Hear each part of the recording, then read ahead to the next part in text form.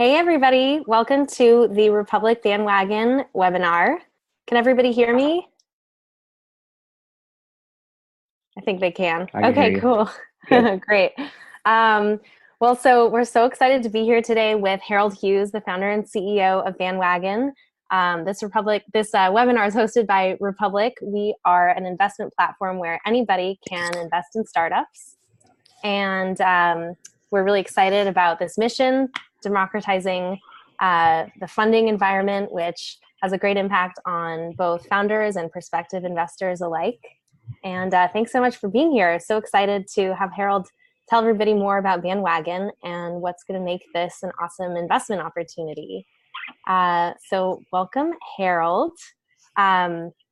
So Harold is the founder of Bandwagon, which is a fan analytics company that's built to help teams identify and engage the fans that show up on game day. Bandwagon is backed by Blue Vista Ventures, Backstage Capital, the Black Angel Tech Fund, and the Capital Factory. So Harold, I would love to start on a personal note. What were you like as a kid? And were there early signs that you were going to be an entrepreneur?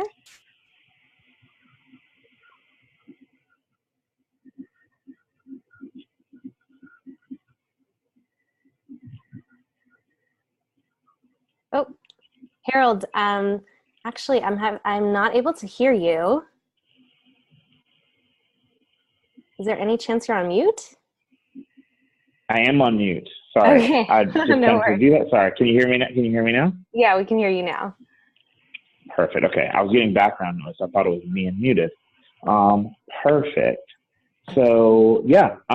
So growing up, I'm a first generation American. My family is Jamaican, and so growing up in Columbia, South Carolina, we always did all these kind of different odd jobs to kind of keep the lights on and to really make sure that we were going to be able to provide for our family. And so I had every kind of job from refereeing soccer games as a little kid to being the person who bought candy in bulk at Sam's and then reselling it at school. So maybe that was probably the beginning of our entrepreneurship. But early on, I was really taught to, go to school, get good grades, go to college and get a good job so I could kind of, put food on the table. So entrepreneurship, I'm happy we were able to make this leap coming in to 2014.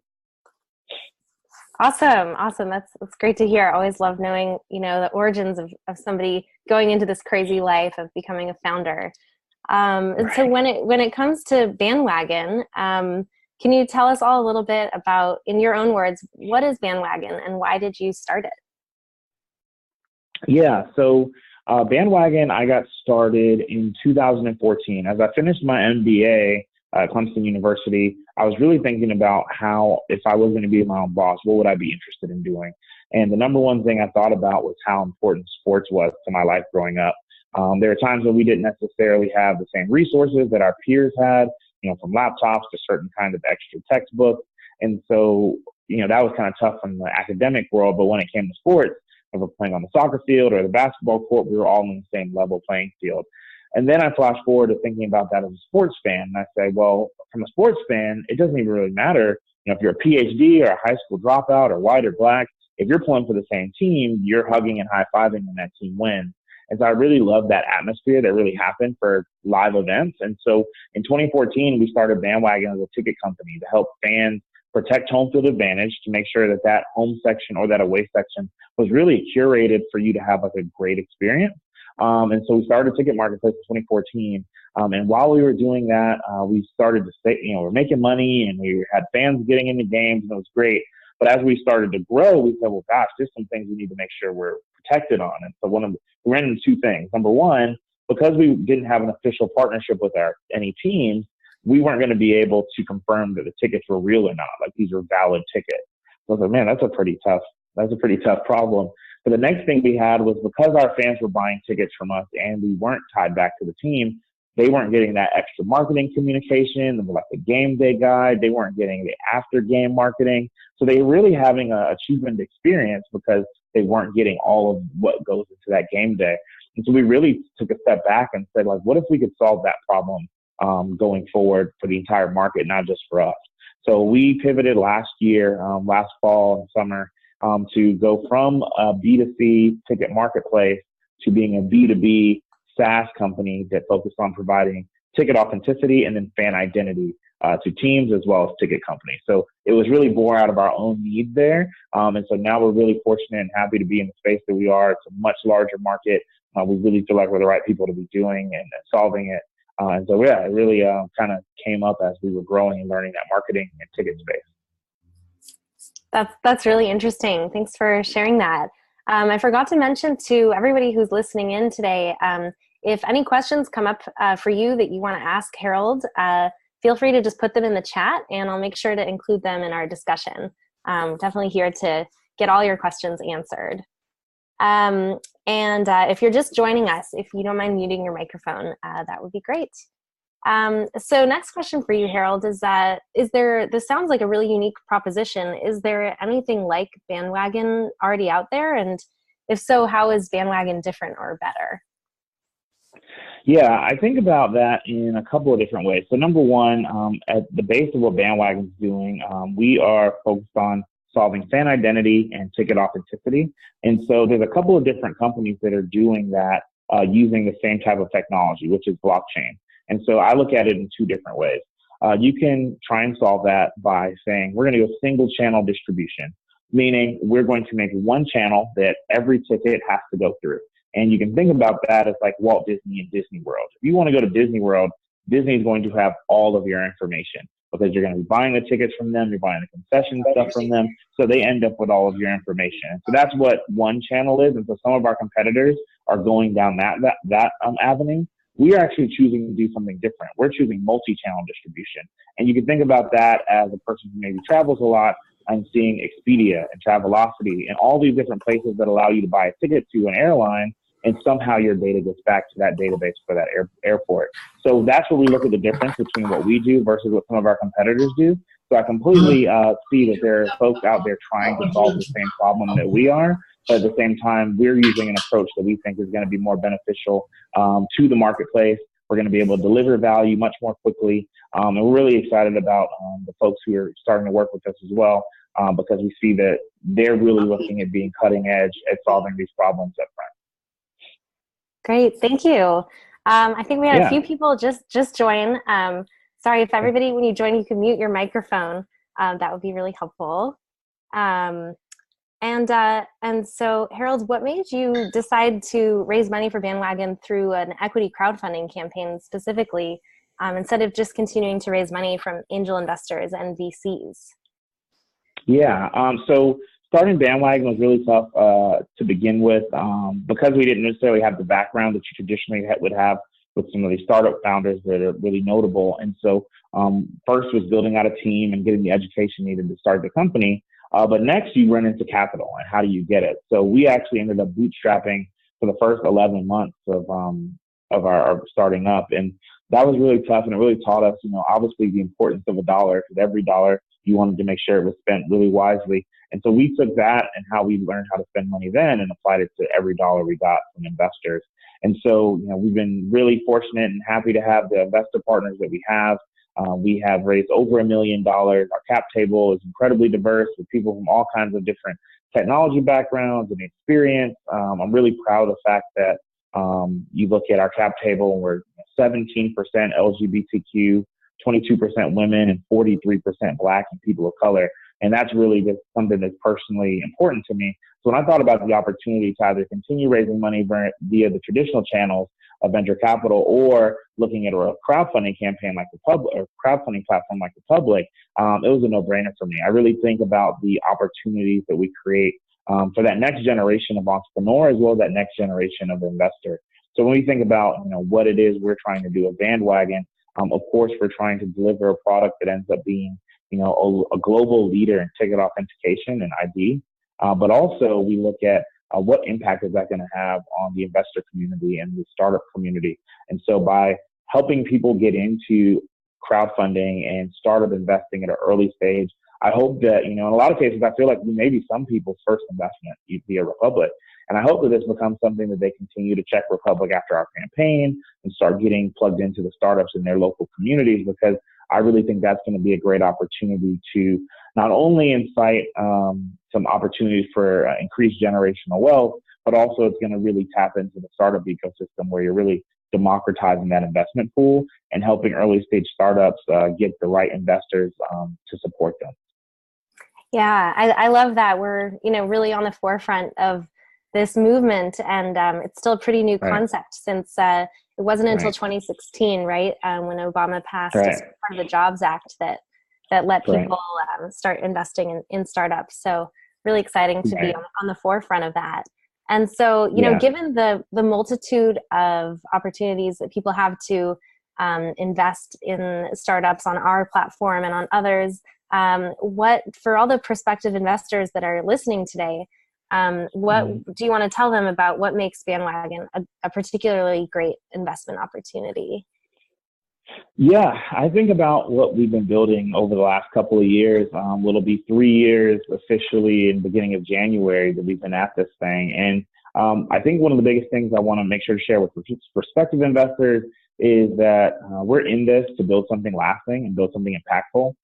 When I started it out in May of 2014, we literally incorporated the company 2 days after my graduation from my MBA. So I graduated on May 9th, incorporated on May 11th, and worked on it part-time in the evening to make sure I was able to de-risk the company, not only for future investors and future employees, but primarily in the beginning, I was trying to de-risk it for my family and for myself. I wanted to make sure that if I was going to spend any time working on this, which basically was taking time away from spending with my family, that it was something that was going to be meaningful. And so we decided to get into this thing for the long haul in January of 2016. We've really taken every step we could to get plugged in for education, whether that's going through the Founder Institute, Idea Incubator, or going through the Capital Factory Accelerator in Austin, Texas early this year, seeking out knowledge leaders and also people who are really going to be able to pour into us to make us better. But next, on top of that, I think the next important thing to highlight is we're targeting a global problem. So if you think about the impact of fraudulent tickets or fan identification from a public safety standpoint, or even marketing, we're looking at a multi-billion-dollar industry when we think about whether we're talking about domestically with the NFL and the NBA and college football, but also you look at abroad. And so we've talked to companies in different countries. And so we're really saying, like, man, this is a huge market. And it's really our approach that we're taking that's going to be significantly different. A lot of the companies that are trying to solve this problem are taking the traditional ticketing approach, and they want to figure out a way to apply traditional ticket mindset to this problem and creating a solution. Well, my team and I are stepping into this with an asset management background. So myself and our COO spent over 10 years each in like the technology distribution space, so RFID, barcoding, and all of that. Our CTO is a Nebraska grad from the early 80s. We built our entire platform on Rails, and he's been everything from a CEO to an investor to a CTO, and he's been a rock star for us. Our blockchain specialist got his PhD at Clemson University before working at Google and their database division, and so now is leading up all that we're building with our proprietary blockchain solution on Hyperledger Fabric's blockchain.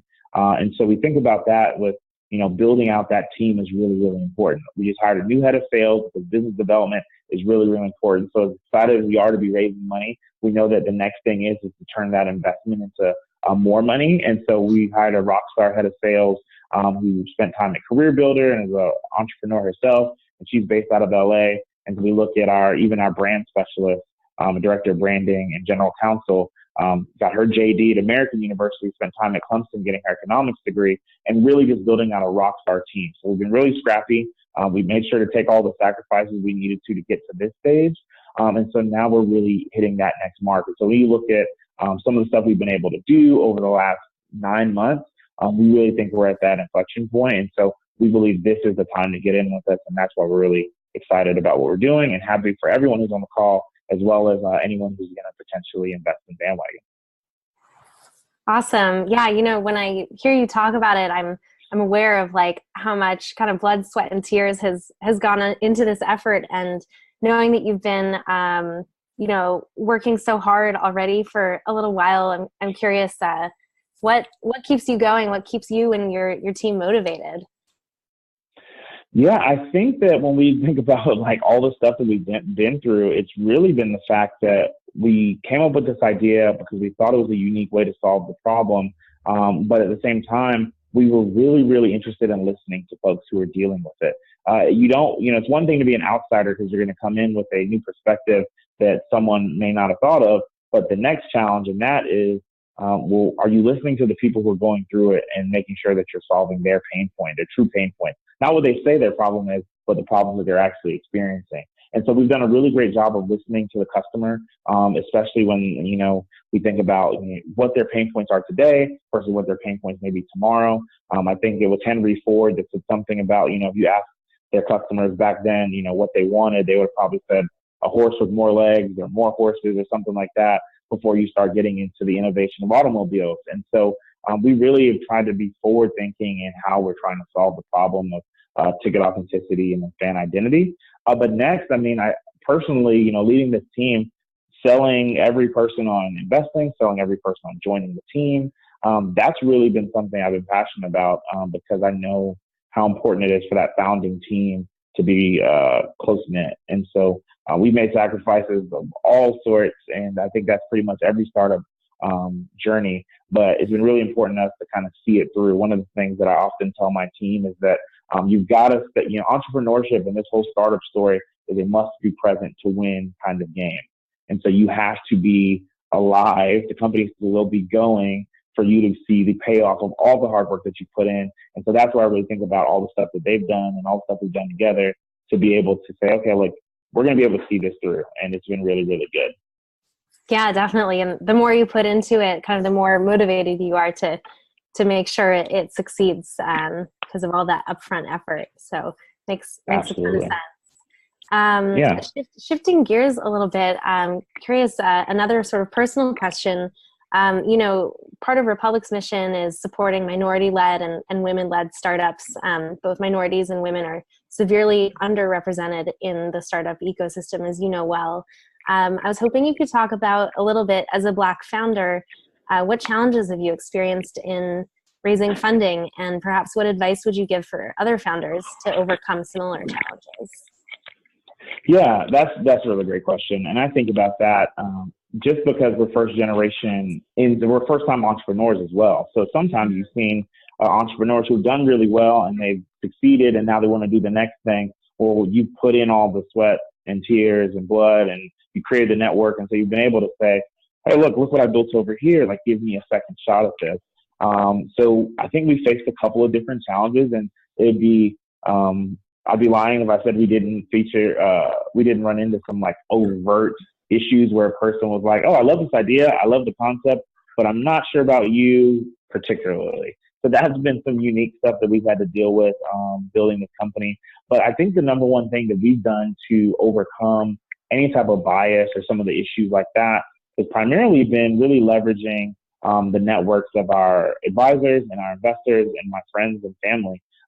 When I started the company, it was really important to me to make sure that everyone knew that we were doing this. And I remember telling folks at my job, I remember telling people on Facebook, like, hey, I'm going to be building a company that does this and the focus is on this problem and we want to solve it. And the great thing about that is that not only does it help you have really clear expectations that you set for yourself and that people can publicly hold you accountable, but number two is that by sharing what you're working on, you end up having really, really smart people who start thinking of you when they read something that may impact your business. And so it wouldn't be uncommon for someone to send me an email and say, hey, have you seen this article about Ticketmaster, or have you thought about doing this thing? Because that really helps inspire you to keep going, but it also gives you a lot of opportunity to ideate in that way. And so we've really, I think, overcome a lot of those challenges primarily by, the grace and support that we've had from our advisors and our investors and our early team members, lending their networks and in some cases lending their privilege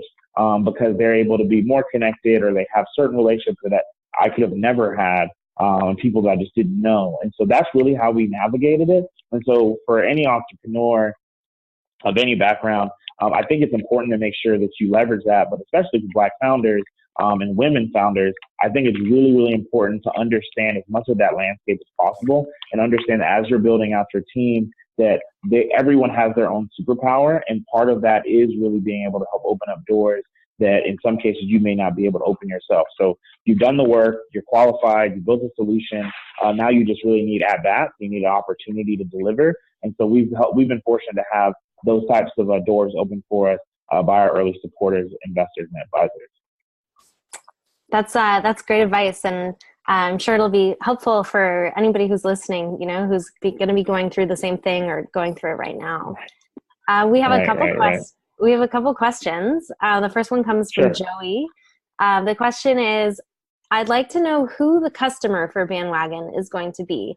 Is it going to be the consumer who's actually attending the event, or the primary ticket seller like Team or Ticketmaster?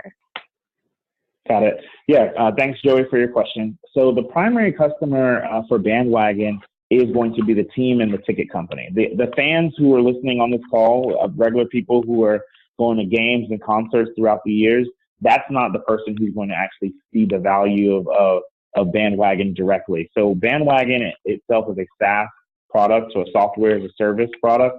So we sell that as an infrastructure layer solution. So the same way that if you shop at a grocery store or at a restaurant or something, you don't know what type of storage they're using for their computer or their point of sale system. That's the kind of back end stuff that only they would use. And so we're targeting teams as well as ticket companies to deliver our product to them so that fans can have a better experience. And so to better explain that, you think about it for the team standpoint, we want to help teams know who's sitting in the seat regardless of where they buy their tickets. We were talking to a chief information officer at one of the Major League Baseball teams, and he said that they on average know 4% of the people who are sitting in the venue on the day of the event, 4%. And so if you think about the team that's hosting you only knowing 4% of the people there, imagine how good they're going to be at delivering proper sponsorships that are going to be engaging to you, or creating marketing that's going to be delivering a message that you're interested in, or even having products and services that really fit what you're interested in, what you need. And so really understanding, regardless of where that user comes from, that they're your fan and you need to care for them that certain way. That's where we help the team. On the ticketing side, we've talked to several different ticket companies, and one of the number one things they want is access to more inventory and to know that that ticket inventory is authentic. And so due to some of these exclusive nature of the primary market, sometimes these secondary markets aren't able to get the validity information of these tickets. And so you run into ticket companies that have to have a money back guarantee because they can't confirm the identity or the authenticity of the ticket. So we want to help those ticket companies not only increase the number of tickets they're able to have available to their end customer, but also to make sure they know that every single one of those tickets is real before they allow them to be listed, which really saves them money and also creates extra credibility for their customers as they come and buy it. So we're definitely focused primarily on the B2B space, that business-to-business space for Bandwagon right now. Got it. Yeah, it sounds like value for those businesses from multiple angles. The second question I think is related. It comes from Bernard asking, how did you pivot from consumer ticket sales to more of a service to ticket providers? I think that's related to what we were talking about just now, and kind of curious. It's not an easy feat for a company to make a pivot like that. What was that? Yeah, no, it was a unique thing. So like most startups, you got your burn rate that you factor in. Your burn rate is how much money you're spending per month, and you have the amount of money you raise to accomplish that goal. So we had raised $310,000 in our first round and said, hey, we're going to do A, B, and C. And as we were doing A, B, and C, we realized the problem I mentioned about we weren't able to confirm these tickets were real, and we were not really giving our customers the best experience because they weren't able to get the marketing communication and engagement from their team. So we said, okay, well, if we're going to build this, we've got to go back to our investors and say, hey, listen, the money that you gave us isn't enough. We need to, but we're going to double down. And so at that time, I put more money into the company and said, we're going to spend a little bit more money doing some research. It's really important for us to do research and development. We started off early on, me and one of our early team members, Sam, our COO. We surveyed 45,000 fans through a service early on, and we went pen to paper with a clipboard and surveyed another 3,000 in person with our partners, Ideal Seat. And so really we think about that and say, okay, well, how do we deliver better value for that customer? And really it was the fact that we were going to be able to pivot and provide a better service to the overall industry. So we talked to the investors. We told them the burn rate was going to go up, that we were going to invest and do some research and development. And to do that, we had to really just start going back to the R&D and really researching and understanding what those true customer pain points are. Got it. Makes sense. And another question just came in from Emil. How does blockchain enhance the information that teams or companies want? If you could estimate, increasing from, for example, if they have 4% awareness without blockchain, what kind of impact will blockchain have? Yeah, so one of the things, thank you, great question on that. Our thought on the blockchain solution is, myself and Hampton, our blockchain specialist, we're both blockchain skeptics. Nowadays, if you Google blockchain, you'll see all kinds of wild things being, crypto kitties being sold and fruit being transferred. And so there's a lot of folks who are using blockchain in different ways. For us, we see the biggest value in being able to tie multiple databases together into one ledger. So right now, Ticketmaster has their own database, StubHub has their own database, DividSeat, SeatGeek, everybody has their own ticket database. And the challenge is that unless you have a direct tie-in to the team, in a lot of cases, those transactions aren't getting back to that initial team or that one record. And so when you get that 4%, that difference is they don't get access to those other databases. And so the blockchain component will allow each of those ticket companies I mentioned and dozens of other ones to be able to stand up their own basic blockchain or node, which allows them to say, we're willing to contribute the transactions for this team onto this ledger so that the team is able to deliver that better value. And in return, team, we'd like you to validate that these tickets that we're transacting are real. And so that's where you're able to say, okay, if they're getting 4% of the venue from knowing this one ticket marketplace, what happens if we add a second ticket marketplace and they go from 4 to 6%? And then the next one we add a third and they go from 6 to 12%. So the additive nature of adding these multiple ticket marketplaces into the same ledger is really where we're going to see the value of blockchain because it's going to be supported by the technology. The business is going to be supported by the technology. The ticket companies maintain ownership of their data, and they're able to make sure that there's restrictions on who's able to see the information based on smart contracts. Wow, I continue to be amazed at the multitude of applications for blockchain. So this is just Yep. this is a particularly intriguing one and a unique one at that, I think, as well. Just the beginning. Yeah, seriously. So we're getting close to wrapping up here. Is there anything else that you want to add, Harold, that you haven't said already? Anything you want people to know about you or about Bandwagon? I'm really passionate about it. Hopefully that came through on some of these answers. I mean, we're building this, and we think that we're the right folks to build it. We've really had a great year of 2018, going through the Capital Factory Accelerator in Austin, Texas, and securing an investment from them, going to Dubai and competing in the Smart Dubai Office Global Blockchain Competition. More than 200 companies from across the world competed in that, and we placed fourth, being the highest ranking North American team. And so it's been really, really great to see the work that we put in start to pay off. And the next thing is, I think that as the crowdfunding campaign will kind of reference, like, we're having folks from all across the world and countries start to believe in us. We actually were featured in a podcast, which you can check out on our campaign page. But we were featured in a podcast, and a person from Australia invested. And then last week I was in a car in an Uber pool and was talking to a guy, and he invested afterwards. And so it's really just saying, like, if you sit and take time to understand the problem and pain point we're trying to solve for, you'll see that we're the right team to build for it. And so I think that this is just creates a great opportunity, partnering with the public, to help people kind of create things into the world. And so everyone who's listening to this and watching this webinar and sharing it with your social media, you'll be able to say, like, look, I think that's an interesting idea. I want to be able to not only see it happen and hope that it comes to fruition, but I want to help make it happen. We've all probably seen things or thought of things. We're like, man, I wish someone would make this thing because it would solve this problem of mine. Well, like, we're literally on that point where we say, yeah, we're here to solve that problem. And Republic is in the position of granting wishes by helping folks get that opportunity to help see that come to fruition. So we're just really excited. We're really honored and grateful to have the opportunity to be building this with the support of all the folks that we have. And yeah, I think that's pretty much it. We're really excited about what's coming up. we'll have some more updates later this week and today. So that's pretty much it for me. Thank y'all, and yeah, pretty much that's it. Thanks. That's wonderful, and congratulations on your achievements so far and the award you won in Dubai. That's so exciting. So as a reminder to everyone, if you want to learn more about Bandwagon and the investment opportunity, you just go to republic.co/bandwagon. Any more questions you have for Harold, you can post them to the discussion section there, and he'll get right back to you, and everybody will be able to see the questions and answers there. Their campaign is going now through the end of December. And, you know, it's an invest what you can. It could be $100, $1,000, $10,000. It's really up to you how you are excited to support this company. You know, what it means when you invest is it means when they succeed, you'll succeed too, because you'll own a piece of this company. So it's a really exciting opportunity to kind of be a participant in their business.